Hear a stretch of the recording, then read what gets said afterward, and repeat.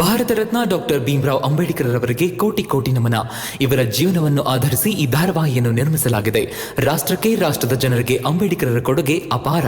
ಹಲವಾರು ಅಧಿಕೃತ ಪುಸ್ತಕಗಳನ್ನು ಆಧರಿಸಿ ಈ ಕಥೆಯನ್ನು ತಮ್ಮ ಮುಂದೆ ಇಡಲಾಗಿದೆ. ಈ ಧಾರಾವಾಹಿಯನ್ನು ವಾಹಿನಿಯು ನಿಷ್ಠೆಯಿಂದ ನಿರ್ಮಿಸಿದ್ದು, ಬಾಬಾ ಸಾಹೇಬರ ಜೀವನ ಮತ್ತು ಸವೆಸಿದ ಹಾದಿ ಪ್ರತಿಯೊಬ್ಬರಿಗೂ ಸ್ಫೂರ್ತಿ ನೀಡುತ್ತದೆ ಎಂಬುದನ್ನು ವಾಹಿನಿಯು ಬಲವಾಗಿ ನಂಬಿದೆ. ಭೀಮನ್ ಒಪ್ಸಕ್ ನಿಂಗೆ ಕಷ್ಟ ಆಗ್ಬೋದು, ಆದ್ರೆ ಅವನು ಬುದ್ಧಿವಂತ, ಎಲ್ಲ ಅರ್ಥ ಮಾಡ್ಕೋತಾನೆ.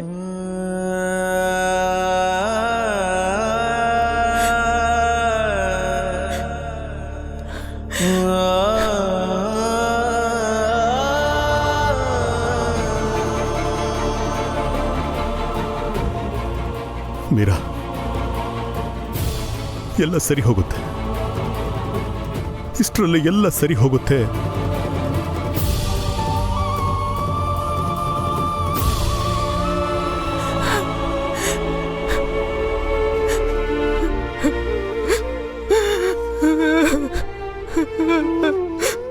ಅಪ್ಪ ಯಾಕೆ ಅವ್ರ ಮಾತು ಒಪ್ಕೊಂಡ್ರು ಅಂತ ನನಗೆ ಈಗಲೂ ಅರ್ಥ ಆಗ್ತಿಲ್ಲ.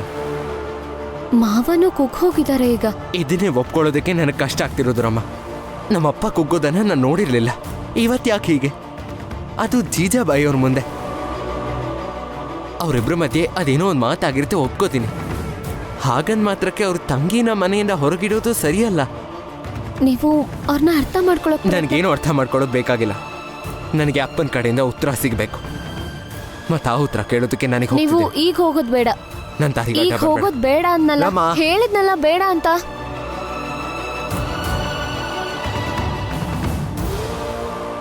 ಸರಿ, ಒಂದ್ ಮಾತ್ ಹೇಳಿ, ನೀವ್ ಕೆಲೋಸ್ಕರ್ ಗುರುಗಳ ಜೊತೆ ಹೋಗಿದ್ರಲ್ಲ, ಏನಾಯ್ತು ಅಲ್ಲಿ? ಏನಾಗುತ್ತೆ? ಪ್ರೆಸ್ನಲ್ಲಿ ಕೆಲಸ ಕೇಳ್ಕೊಂಡು ಹೋಗಿದ್ದೆ. ಅಲ್ಲಿ ಕೆಲಸ ಸಿಕ್ತು. ನಾಳೆ ಬೆಳಗ್ಗೆ ಜಾವ 4 ಗಂಟೆಗೆ ಹೋಗ್ಬೇಕು. ನೀವ್ ಹೇಗ್ ಹೇಳ್ತಿದ್ದೀರಾ ಅಂದ್ರೆ, ನೀವ್ ಪೊಲೀಸು ನನ್ನ ಅಪರಾಧಿ ಅನ್ನೋ ತರ. ಮತ್ತೆ ಇನ್ ಹೇಗೆ ಹೇಳ್ಬೇಕು? ಹೇಗ್ ಎಲ್ಲನೂ ಹೇಳ್ತಿರೋ ಹಾಗೆ. ನಿಮ್ ಗೆಲುವು ಮತ್ತೆ ಸೋಲಿನ ಕತೆಗಳು, ನಿಮ್ ಹೋರಾಟ, ವಾದ ವಿವಾದಗಳ ಬಗ್ಗೆ, ನಿಮ್ ಸಿದ್ಧಾಂತ ಮತ್ತೆ ನೀತಿಗಳನ್ನ ಹೇಳ್ತಿರಲ್ಲ, ಹಾಗೆ ಎಲ್ಲ ಹೇಳಿ. ಒಂದ್ ವೇಳೆ ಹೇಳಕ್ ಇಷ್ಟ ಇಲ್ಲ ಅಂದ್ರೆ ನೀವು ಹೀಗೆ ನಿಂತಿರಿ, ನಾನು ಹೀಗೆ ನಿಂತಿರ್ತೀನಿ.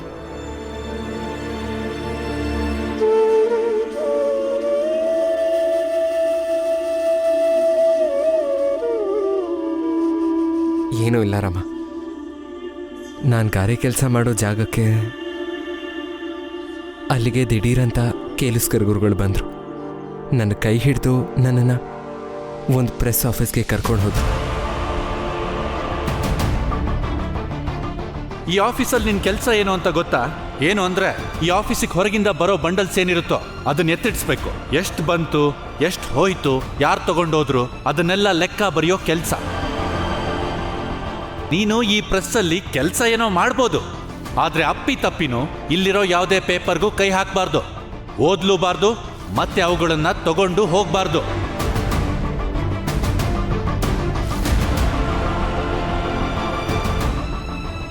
ಹೇಳಪ್ಪ ಭೀಮರಾವ್, ಷರತ್ತು ಒಪ್ಪಿಗೆ ಇದೆಯೋ ಇಲ್ವೋ? ನನಗೆ ನಿಮ್ಮ ಷರತ್ತು ಒಪ್ಪಿಗೆ ಇದೆ.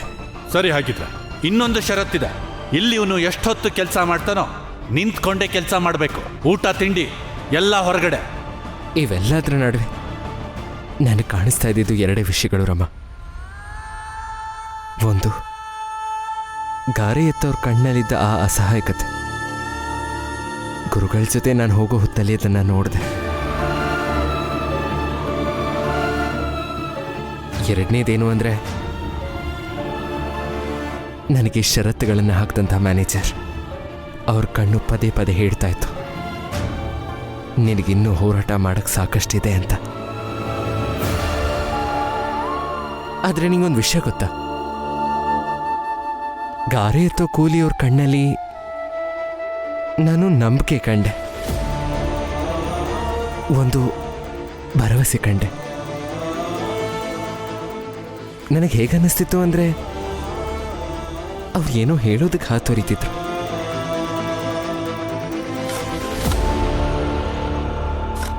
ಇವತ್ತು ಭೀಮರಾವ್ನ ಗುರುಗಳು ಕರ್ಕೊಂಡು ಹೋಗುವಾಗ ನನಗೆ ಆ ಹೊತ್ತಲ್ಲಿ ಹೆಂಗ ಅನಿಸ್ತು ಅಂದ್ರೆ, ನಮ್ಮಲ್ಲೇ ಒಬ್ರು ಈ ಕೂಪ್ದಿಂದ ಹೊರಗೆ ಹೋಗಿ ಸ್ವಾತಂತ್ರ್ಯ ಪಡೆದ್ರೇನೋ ಅಂತ ಅನಿಸ್ತು. ಅವನೊಬ್ಬ ಹೋಗಿ ನಮ್ಮನ್ನು ಅಲ್ಲಿಗೆ ಕರ್ಸ್ಕೋತಾನೇನೋ ನಂಬಿಕೆ ಮೂಡಿತ್ತು ನನಗಿವತ್ತು. ನೀವು ಹೇಳ್ತಾರೋ ಸರಿ. ನೀವು ನೋಡ್ತೀರಿ, ನಮ್ಮನ್ನು ಈ ಕೂಪ್ದಿಂದ ಕರ್ಕೊಂಡು ಹೋಗ್ತಾನೆ ಅವನು. ನಾನು ಸತ್ಯ ಹೇಳ್ತಿದ್ದೇನೆ ರಾಮ. ಅವ್ರ ಕಣ್ಣುಗಳಲ್ಲಿ ನಂಬಿಕೆನ ಕಂಡು ನನಗೆ ಅವ್ರಿಗೋಸ್ಕರ ಏನಾದರೂ ಮಾಡಬೇಕು ಅನ್ನಿಸ್ತು. ಅಂದರೆ ಅವ್ರ ಕೆಲಸ ಯಾವ್ದು ಬೇಕಾದರೂ ಮಾಡಲಿ, ಆದರೆ ಯಾವ ಕೆಲಸ ಮಾಡೋದಕ್ಕೂ ಅವರು ಯೋಗ್ಯರಾಗಿ ಬೆಳಿಬೇಕು. ಆದ್ರೆ ಮ್ಯಾನೇಜರ್ ಹೇಳಿದ ಷರತ್ತಿಂದ ಹೋರಾಟದ ಬಗ್ಗೆ ಏನ್ ಕಲ್ತ್ರಿ? ಇದೆ, ನಾನು ಓದು ಬರಹ ಕಲ್ತು ಅದು ಎಷ್ಟೇ ದೊಡ್ಡ ವ್ಯಕ್ತಿ ಆಗ್ಬೋದು, ಯಾವುದೇ ಕೆಲಸ ಮಾಡಬಹುದು. ಆದರೆ ನಾನು ಎಲ್ಲೇ ಹೋದರೂ ಈ ಜಾತಿ ವಿರುದ್ಧದ ಹೋರಾಟ ಒಂದೇ ರೀತಿ ಇರುತ್ತೆ. ಅವ್ರಿಗೆ ನಾನು ಆಫೀಸಲ್ಲಿ ಕೂರಬಾರ್ದಂತೆ, ಆಫೀಸಲ್ಲಿ ಊಟ ಮಾಡಬಾರ್ದಂತೆ, ಯಾವ ಪೇಪರ್ನೂ ಓದಬಾರ್ದಂತೆ, ಯಾವ ಪೇಪರ್ನ ಮುಟ್ಲೂಬಾರ್ದಂತೆ. ಇಂಥ ತಾರತಮ್ಯ ಎಲ್ಲ ಕಡೆ ಇದೆ ರಾಮ, ಎಲ್ಲ ಕ್ಷೇತ್ರದಲ್ಲೂ ಇದೆ. ಪ್ರತಿ ಕ್ಷೇತ್ರನೂ ಶುದ್ಧ ಮಾಡೋದಕ್ಕೆ ನಾವು ಸಾಕಷ್ಟು ಹೋರಾಟ ಮಾಡಬೇಕಿದೆ.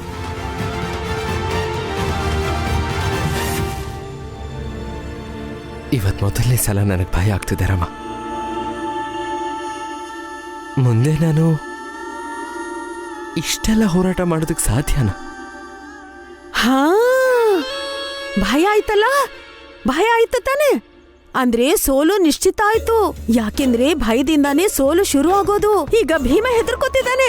ನೋಡು ನೋಡು ನೋಡು, ಭೀಮ ಹೆದರ್ಕೊಂಡಿದ್ದಾನೆ. ಭೀಮರಾವ್ ಹೆದರ್ಕೊತಿದ್ದಾನೆ. ನಾನು ಈಗ್ಲೇ ಹೋಗಿ ಹೊರಗಡೆ ಎಲ್ರಿಗೂ ಹೇಳ್ಬಿಡ್ತೀನಿ, ನೀವ್ ಯಾರನ್ನ ಹುಲಿ ಅನ್ಕೊಂಡಿದ್ದೀರೋ ಆ ಭೀಮರಾವ್ ಹೆದರ್ಕೊಂಡಿದ್ದಾನೆ ಅಂತ. ಹೆದರ್ಕೊಂಡಿದ್ದಾನೆ. ನೋಡಿ, ನಾನು ಯಾವ ಹೆದರಿಕೆ ಬಗ್ಗೆ ಮಾತಾಡ್ತಾ ಇದ್ನೋ ಅದು ನಿಮ್ಗೆ ಅರ್ಥ ಆಗಲ್ಲ. ಮುಚ್ಚು ಬಾಯ್. ನಂಗೆ ಬುದ್ಧಿ ಹೇಳ್ತೀಯಾ? ಬಂದ್ಬಿಟ್ಟ ಬುದ್ಧಿ ಹೇಳಕ್ಕೆ. ನಿನ್ ಬುದ್ಧಿ ನಿನ್ನ ಹತ್ರನೇ ಇಟ್ಕೋ. ನಾನು ಹೊರಗೋಗಿ ಎಲ್ರಿಗೂ ಹೇಳ್ಬಿಡ್ತೀನಿ, ಭೀಮರಾವ್ ಹೆದರ್ಕೊಂಡಿದ್ದಾನೆ ಅಂತ.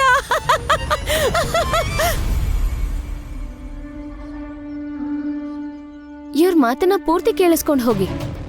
ನೀವು ಏನಾದ್ರೂ ಹೇಳ್ಬೇಕು ಅಂತಿದ್ರೆ ಪೂರ್ತಿ ವಿಷಯನ್ ಕೇಳಿ, ಅರ್ಧಂಬರ್ಧ ಯಾಕೆ? ಹೇಯ್, ಕೈ ಬಿಡು ನಂದು.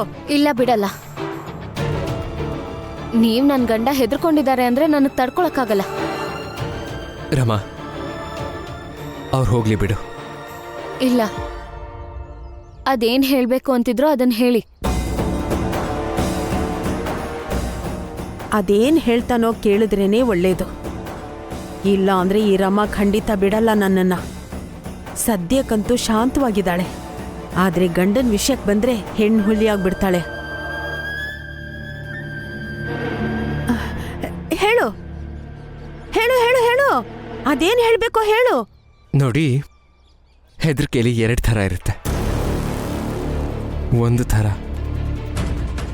ಮನುಷ್ಯನ ಧೈರ್ಯನ ಕುಗ್ಸಿ ಅವನು ನಡೆಯೋ ಹಾದಿಗೆ ಅಡ್ಡ ಬರುವಂಥದ್ದು, ಗುರಿಯಿಂದ ವಿಮುಖಗೊಳಿಸುವಂಥದ್ದು. ಅವನು ಎಲ್ಲ ಕನಸುಗಳಿಗೂ ತಣ್ಣೀರು ಎರಚಿ ತನ್ನನ್ನು ತಾನು ಕಾಪಾಡ್ಕೊಳ್ಳೋ ಥರ ಮಾಡುತ್ತೆ. ಮತ್ತು 2ನೇ ಥರ ಯಾವುದು ಅಂತ ಹೇಳಿದ್ರೆ, ಮುಂದೆ ನಮ್ಮ ಜೀವನದಲ್ಲಿ ಬರುವಂಥ ಅಡೆತಡೆಗಳನ್ನು ನಮಗೆ ಎಚ್ಚರಿಸುತ್ತೆ.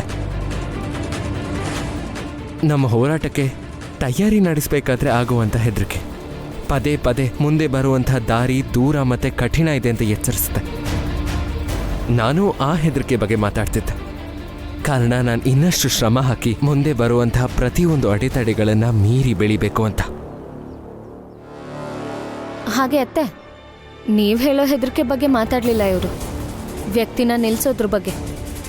ಇವ್ರು ಎಲ್ಲಿವರೆಗೂ ನಿಲ್ಲಲ್ಲ ಅಂದ್ರೆ ಇಲ್ಲಿನ ವ್ಯವಸ್ಥೆ ಬದಲಾಗೋ ತನಕ, ಹಾಗೆ ನಮ್ ಜಾತಿಗೆ ಮಾನ್ಯತೆ ಸಿಗೋವರೆಗೂ. ಹಾ, ಅರ್ಥ ಆಯ್ತು, ಎಲ್ಲ ಅರ್ಥ ಆಯ್ತು. ಈಗ ಕೈ ಬಿಡು, ಬಿಡು ಕೈನ. 1 ನಿಮಿಷ. ಇನ್ನೊಂದ್ಸಲ ನನ್ ಗಂಡ ಹೆದರ್ಕೊಂಡ್ರು ಅಂತ ಹೇಳ್ಬಿಡಿ. ಯಾಕಂದ್ರೆ ಜಗತ್ತಲ್ಲಿ ಏನ್ ಬೇಕಾದ್ರೂ ಆಗ್ಬೋದು, ಆದ್ರೆ ನನ್ ಗಂಡ ಹೆದರ್ಕೊಳ್ಳೋರಲ್ಲ.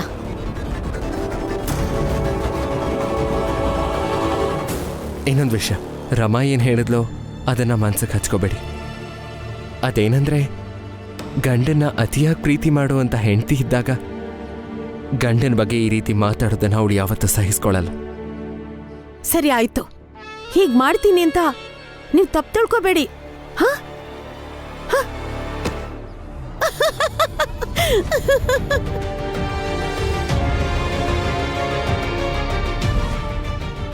ಮನ್ಸಿಗೆ ಹಚ್ಕೋಬೇಡ ರಾಮ. ಅವ್ರ ಮಾನಸಿಕ ಸ್ವಾಸ್ಥ್ಯ ಸರಿ ಇಲ್ಲ ಈಗ.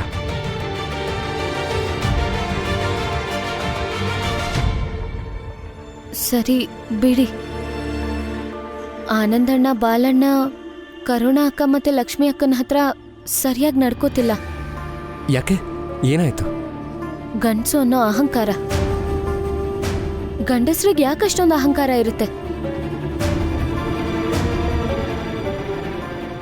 ಬಹುಶಃ ಸ್ತ್ರೀಯರಲ್ಲಿ ಸಮರ್ಪಣಾ ಭಾವನೆ ಹೆಚ್ಚಿರುತ್ತೆ. ಅದಕ್ಕೆ ಸ್ತ್ರೀಯಾದವಳು ಸರಿಯಿಲ್ಲದ ವಿಷಯಗಳಿಗೆ ಸಮರ್ಪಣೆ ಮಾಡೋದನ್ನ ಬಿಟ್ರೆ ಗಂಡಿನ ಅಹಂಕಾರ ಕೂಡ ಕಮ್ಮಿ ಆಗ್ಬೋದೇನು. ಚಿಂತೆ ಮಾಡಬೇಡ, ನಾನು ಹೋಗಿ ಅಣ್ಣಂದ್ರ ಹತ್ರ ಮಾತಾಡ್ತೀನಿ ಆಯ್ತಾ? ಆದರೆ ಅದಕ್ಕಿಂತ ಮುಂಚೆ ನಾನು ಹೋಗಿ ಅಪ್ಪನ ಹತ್ರ ಮಾತಾಡಬೇಕು. ರೀ, ನಾನು ಆಗ್ಲಿಂದ ಹೇಳ್ತಾನೆ ಇದ್ದೀನಿ, ನೀವು ಸುತ್ತಿ ಬಳಸಿ ಅಲ್ಲಿಗೆ ಬರ್ತಿರಲ್ಲ. ನೋಡು ರಮ್ಮ, ಪ್ರಶ್ನೆ ಮಾಡೋದನ್ನ ತಡೆಯೋದಕ್ಕೆ ನೋಡಬೇಡ. ಯಾಕಂದ್ರೆ ಈ ಪ್ರಶ್ನೆ ಮಾಡೋ ಹಕ್ಕೆ ನನ್ನನ್ನು ಪ್ರತಿ ಹೋರಾಟದಲ್ಲೂ ಮುಂದೆ ದುಡ್ಕೊಂಡು ಬಂದಿದೆ. ಮತ್ತಿವತ್ತು ನಾನು ಅಪ್ಪನ ಪ್ರಶ್ನೆ ಮಾಡೇ ಮಾಡ್ತೀನಿ. ಖಂಡಿತ ಪ್ರಶ್ನೆ ಮಾಡ್ತೀನಿ.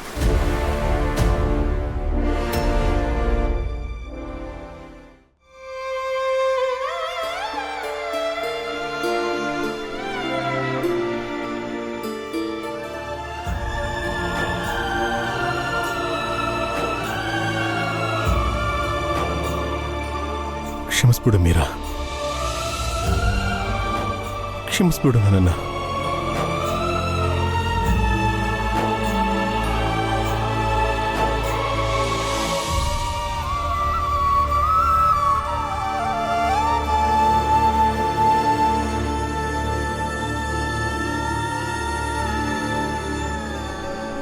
ನೀವು ಹೀಗಿರ್ಲಿಲ್ಲಪ್ಪ. ತಪ್ಪನ್ನು ಸರಿ ಮಾಡ್ಕೊಳ್ಳೋ ಅವಕಾಶ ಕಣ್ಣು ಮುಂದೆ ಇದ್ರೂ ಕೂಡ ಸಾಕಷ್ಟು ಜನ ಪಶ್ಚಾತ್ತಾಪ ಪಡುವಂತಹ ದಾರಿನೇ ಆಯ್ಕೆ ಮಾಡ್ತಾರೆ. ಆದರೆ ನೀವು ಹೀಗಿರ್ಲಿಲ್ವಲ್ಲ ಅಪ್ಪ, ಅದೇನೀ ಬದಲಾವಣೆ? ನೋಡು ಮಗನೇ, ನಾನು ಈ ವಿಷಯದ ಬಗ್ಗೆ ಮಾತಾಡೋದಕ್ಕೆ ಇಷ್ಟಪಡಲ್ಲ. ನೀನು ನಿನ್ನ ಕೆಲಸ ನೋಡ್ಕೋ, ಹೋಗೋದ್ಕೋ. ಅಲ್ಲ, ಪ್ರಶ್ನೆ ಕೇಳಿದ್ಮೇಲೆ ಅದಕ್ಕೆ ಉತ್ತರ ಕೊಟ್ಟೆ ನನ್ನ ಕಳಿಸ್ಬೇಕಲ್ವಾ ಅಪ್ಪ? ಹೇಳಿದ್ನಲ್ಲ ಭೀಮಾ, ಓದ್ಕೋ ಹೋಗು ನೀನು. ನನಗೆ ಉತ್ತರ ಬೇಕು. ಅತ್ತೇನು ಯಾಕೆ ಮನೆ ಒಳಗಡೆ ಸೇರಿಸ್ಲಿಲ್ಲ ನೀವು?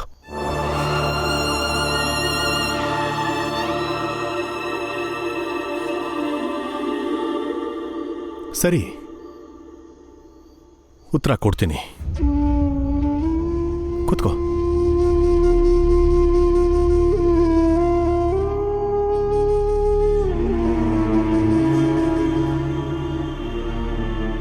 ನೋಡು ಮಗನೇ, ಪ್ರಶ್ನೆಗಳಿಗೆ ಉತ್ತರ ಇರುತ್ತೆ ವಿನಃ ಅಸಹಾಯಕತೆಗೆ ಏನು ಉತ್ತರ ಕೊಡ್ಲಿ?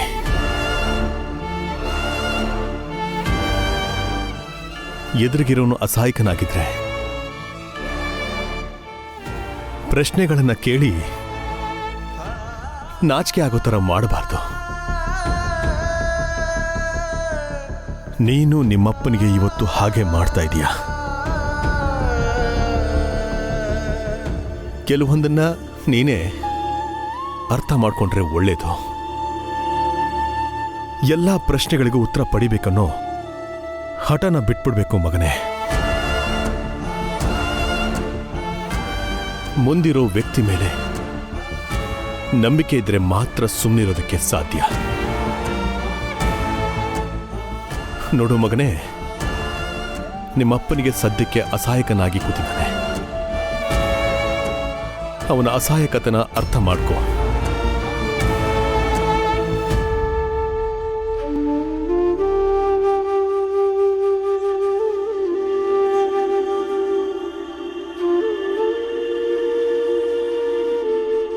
ಭೀಮಾ, ಒಂದು ಸರಿ ತಲೆ ಎತ್ತು ನೋಡು.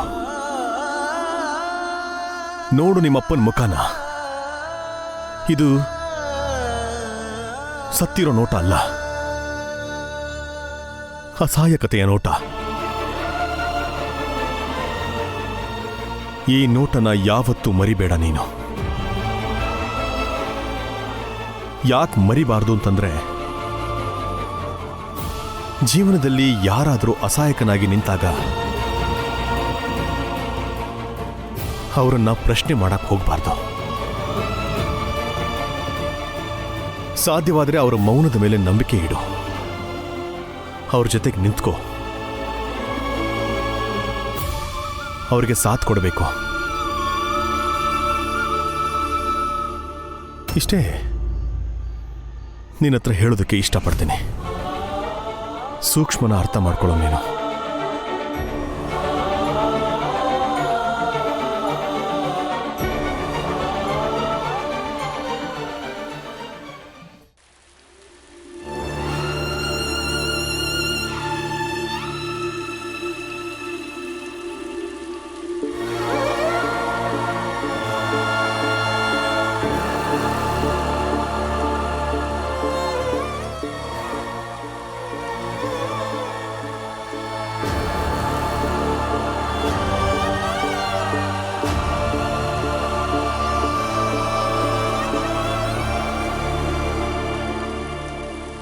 ಧನ್ಯವಾದ ಅಪ್ಪ.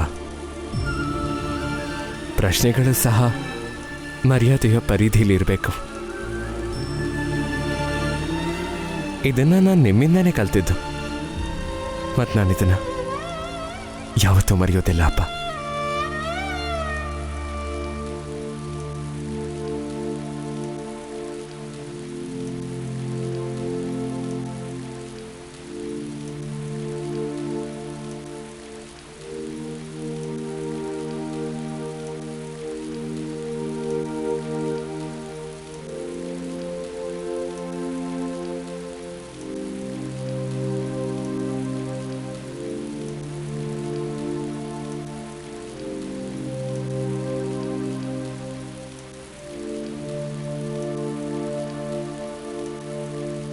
ಅತ್ತೆ, ನಾವು ಮನೆ ಒಳಗಿದ್ರೂ ಅಥವಾ ಹೊರಗಿದ್ರೂ ನಾವು ಯಾವತ್ತೂ ನಿಮ್ಮ ಜೊತೆನೇ ಇರ್ತೀವಿ. ನಾನು ರಾಮ್ಜಿ ಇಬ್ರು ತುಂಬಾ ಪುಣ್ಯ ಮಾಡಿದ್ದೀವಿ. ನಮಗೆ ಕರುಣಾ, ರಮಾ ಮತ್ತೆ ನಿನ್ನಂತ ಸೊಸೆನ್ ಪಡೆಯೋದಕ್ಕೆ. ನಾನು ಚಿಕ್ಕವಳಿದ್ದಾಗ ನಾವೆಲ್ಲ ಇದಕ್ಕಿಂತ ಚಿಕ್ಕ ಮನೆಯಲ್ಲಿದ್ವಿ. ನಮ್ಮ ಅಜ್ಜಿ ಇದ್ರು. ಆಕೆ ಯಾವಾಗ್ಲೂ ಹೊರಗೆ ಇರ್ತಿದ್ಲು. ಹೇಗ್ ನೀವಿಬ್ರು ನನ್ನ ನೋಡಕ್ ಬಂದ್ರಲ್ಲ, ಹಾಗೆ ನಮ್ಮ ಅಜ್ಜಿನ ಭೇಟಿ ಮಾಡೋದಕ್ ನಾನು ಹೋಗ್ತಿದ್ದೆ.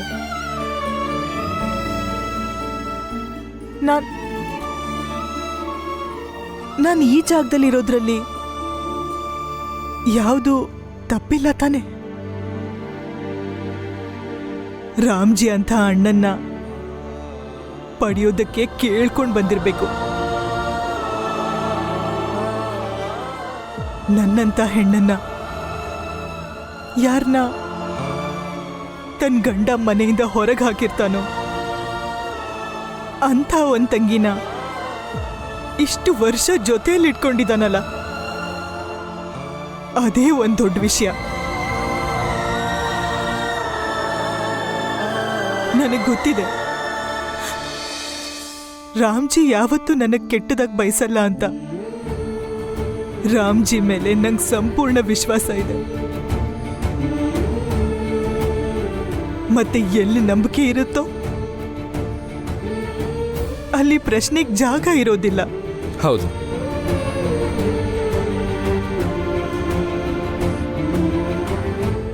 ಅತ್ತೆ ನಿಮ್ಮ ಮಾತು ನಿಜ. ಅಪ್ಪ ಅಸಹಾಯಕರಾಗಿದ್ದಾರೆ. ನಾವು ಅವ್ರ ಮೇಲೆ ನಂಬಿಕೆ ಇಡಬೇಕು. ರೀ, ಅಡ್ಗೆ ಆಗಿದೆ. ಹಾ, ಆನಂದಣ್ಣ ಬಾಲಣ್ಣ ಇಬ್ರು ಬರ್ಲಿ, ಆಮೇಲೆ ಒಟ್ಟಿಗೆ ಕೂತ್ಕೊಂಡು ಊಟ ಮಾಡ್ಬೋದು. ಬಾಲಣ್ಣ ಇನ್ನೂ ಬಂದಿಲ್ವಾ? ಆದ್ರೆ ಬಾಲಣ್ಣ ಬೆಳಿಗ್ಗೆ ನಿಮ್ ಜೊತೆನೆ ಬಂದ್ರಲ್ವಾ, ಮತ್ತೆ ಅವ್ರೆಲ್ಲಿ ಹೋದ್ರು? ಹಾ, ಹೋಗೋದೇನೋ ಒಟ್ಟಿಗೆ ಹೋದ್ವಿ. ಆದರೆ ದಾರಿ ಮಧ್ಯೆ ಎಲ್ಗೋ ಹೋದ ಅವನು. ಹೆಂಡತಿ ಜೊತೆ ಜಗಳ ಆಡ್ಕೊಂಡು ನಾವು ಎಷ್ಟೇ ಸಂಪಾದನೆ ಮಾಡಿದ್ರು ಏನು ಪ್ರಯೋಜನ ಆಗುತ್ತೆ ಅಂತ ಹೇಳಿ ಅಲ್ಲಿಂದ ಹೊರಟ್ಬಿಟ್ಟ ಅವನು.